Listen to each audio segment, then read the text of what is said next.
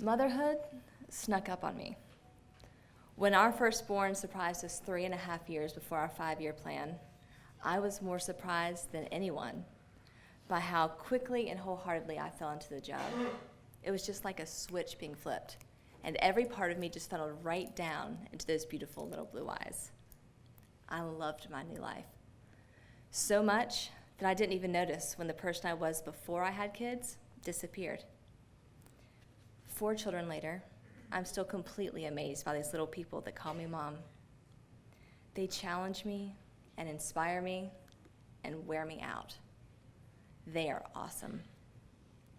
But as they get older and more self-sufficient, I find myself staring down this blank space that they leave in their wake. A space that announces itself with a question: what's next? For years, I couldn't imagine having any space to fill. Every moment, every breath was filled with mothering.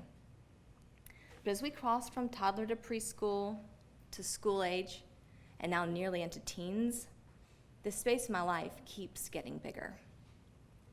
Suddenly, I had time to hear myself think and finish a whole thought all the way through. I had margin to remember some ideas and dreams I once had, and even explore a few new ones. There was a problem, though. I found myself dreaming only in the hypothetical, classifying ambitions as daydreams, dreams as ships that had already sailed. I was shutting myself down time and time again with the words, "But I'm just a mom." Without realizing it, I had convinced myself that motherhood disqualified me from living any life outside this one role. I believed my thoughts no longer mattered. Who's going to care what a stay-at-home mom thinks? And there are probably some people, maybe even important people, who believe that. But they're wrong, and I was too. Just a mom is the worst kind of oxymoron. Moms are just incubators, pacifiers, and cradles. Just comforters, teachers, and coaches. Just jugglers, counselors, chefs, and chauffeurs. Just dance instructors, sounding boards, first dates, and living examples. We are just the greatest influence on the next generation of mankind. We are awesome. But I didn't believe it. This lie that I was buying into, that I bet a lot of us are buying into, was becoming a self-fulfilling prophecy. And worst of all, it was the example I was setting for my children, a few of whom might someday become just moms. The irony is, I'm constantly telling my kids, daughters included, that they are created for something big, something wonderful.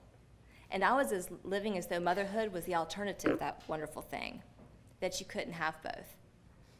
I was teaching them that the role of mom diminished my ability to make a larger contribution, when really it was the very thing that made me capable of doing so much more.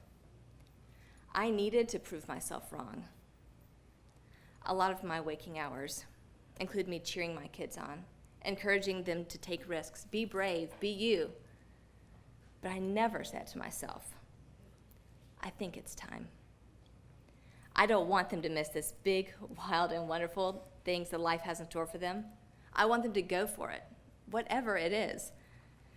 And for that to happen, I'm going to have to show them how.